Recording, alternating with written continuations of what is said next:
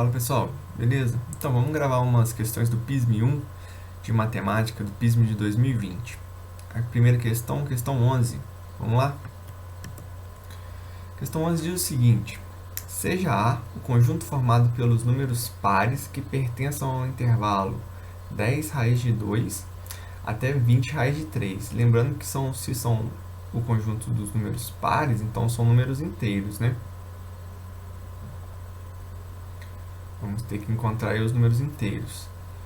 E o conjunto B é formado pelos múltiplos de 3, que pertencem, múltiplos de 3, então, também vão ser números inteiros, que pertencem ao intervalo 5 raiz de 3 e 10 raiz de 5.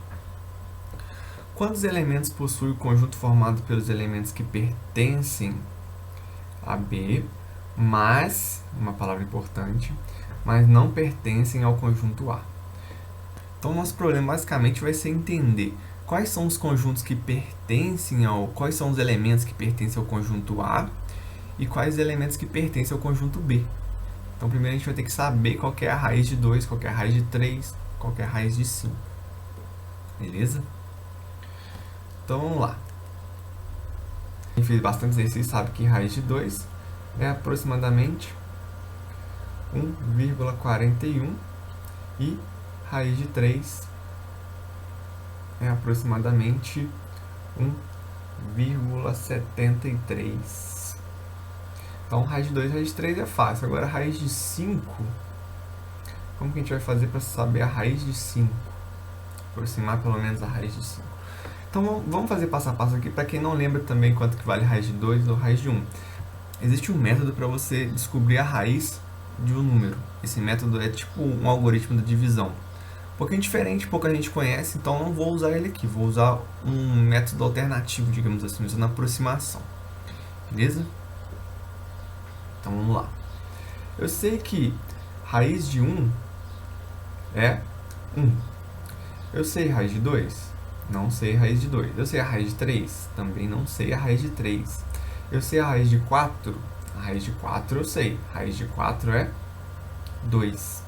Então, a raiz de 2 e a raiz de 3 deve ser algum número entre 1 e 2. A raiz de 4, então, deve ser algum número entre 1 e 2. Então, a gente pode ir fazendo lá, ó, se você tiver calma para fazer as continhas, a gente pode fazer o seguinte. Ir aproximando. Então, se é um número entre 1 e 2, vou testar, então, 1,1 ao quadrado. Lembrando que se eu encontro a raiz de 2, de 4, por exemplo, é 2, significa que se eu elevar esse número ao quadrado, o resultado tem que ser o radicando aqui 2. Então, 1 ao quadrado, 1, 2 ao quadrado, 4. Então, eu tenho que encontrar um número que é elevado ao quadrado, vai dar 2. Então, eu pego e faço 1,1 ao quadrado. É só você multiplicar 1,1 por 1,1. Isso vai dar 1,21. Aí depois eu faço a mesma coisa com 1,2 ao quadrado. Isso vai me dar 1,44. Depois eu tento 1,3 ao quadrado. Isso vai me dar quanto? Já se você não lembra, você tem que pagar um preço, já que você não lembra. Então o preço vai ser fazer continhos. 1,69. Se eu pegar aqui 1,4 agora, 1,4 ao quadrado, isso vai me dar 1,96. Você vê que já é um número bem próximo de 2, que é o que a gente quer. Se eu pegar então 1,5 ao quadrado, vou fazer lá 1,5 vezes 1,5, isso vai dar 2,25. Então, ó, passamos, tá nesse intervalo aqui, ó. É um número entre 1,4 e 1,5, e de fato é, né? É 1,41 e assim vai. Continua aqui, né? Então, a melhor aproximação que a gente tem é que a raiz de 2 é 1,4. Beleza, 1,4 mais algumas coisas aqui, aproximadamente. E a raiz de 3? A gente continua aqui. Vai fazer 1,6 até chegar aqui 1,7 ao quadrado. Vai me dar 2,89. 89. E se eu pegar 1,8 e levar ao quadrado, isso vai me dar 1,8 ao quadrado, 3,24. Então já passou, é um número entre 1,7 e 1,8. De fato, 1,7 é o mais próximo. Então vamos pegar ali 1,7 e algumas casas decimais ali. Continua para cá. Então a gente encontrou a raiz de 2, a raiz de 3 e a raiz de 5. A raiz de 5 vai ser um número maior do que 2 e você vai ver que continuando aqui, ó, a gente vai chegar na próxima raiz exata, que é 9. Qual que é a raiz de 9? 3. Então a raiz de 5 é um número entre 2 e 3. Então testa lá, 2,1 ao quadrado. Quanto que dá isso? 2,1 ao quadrado dá 4,41. Se eu pegar 2,2 ao quadrado, 2,2 ao quadrado vai me dar 4,84. Se eu pegar 2,3 ao quadrado, 2,3 ao quadrado vai me dar 5,29. Então já passou. Então é um número entre 2,2 e 2,3. Então vamos pegar ali, seja 2,2 mais a continuação para lá, aproximadamente. Então a gente descobriu aqui a raiz de 5, 2,2 mais os números lá, continuação deles. Então agora vamos montar o nosso intervalo aqui, ó. Nosso conjunto A, então.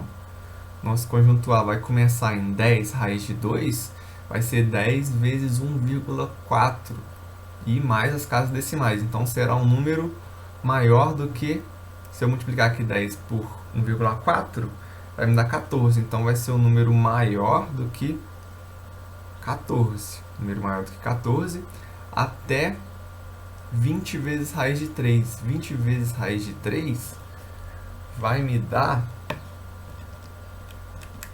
20 vezes 1,7 vai me dar um número maior do que 34. Por que vai me dar um número maior do que 34? Porque vai me dar 34 e uns quebrados lá, e 14 e uns quebrados, e os decimais. Por quê? Porque tem as casas aqui, ó, tem a continuação que a gente não achou. Mas como a gente sabe que tem essa continuação aqui, então vai me dar um número maior do que 34. Beleza? Então nosso conjunto A vai ser qual conjunto? Formado por quais elementos? De 14 números pares maiores do que 14. Então vamos ter 16, depois 18, depois 20, 22, 24, depois 26, 28, 30, 32. Eu pego 34? Pego 34. 34. Por quê? Porque esse número aqui é um número maior do que 34. Então 34 entra. 34, alguma coisa não vai entrar. Beleza? Já o meu conjunto B vai ser formado por 5 raiz de 3. Então vai ser 5 vezes 1,7. Isso vai me dar um número maior do que 8,5. Vai me dar um número maior do que 8,5. E o outro vai ser 10 vezes raiz de 5. Vai me dar um número maior do que 22 e alguns quebrados aqui. Vai me dar um número maior do que 22. De fato, vai me dar 22 e uns quebrados. Beleza? Então, qual é o próximo múltiplo de 3 depois de 8,5? 9. O próximo múltiplo de 3 depois de 9? 12. O próximo múltiplo de 3 depois de 12? 15. O próximo múltiplo de 3 depois de 15? 18. O próximo múltiplo de 3 depois de 18? 21.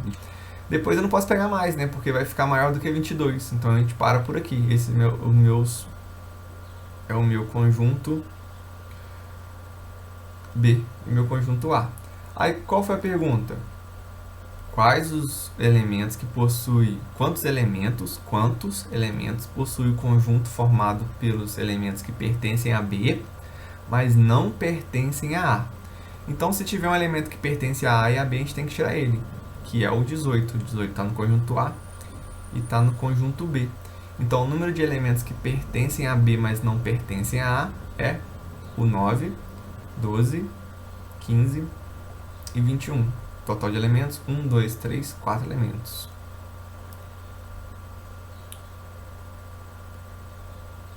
Quatro elementos, nossa alternativa, letra B.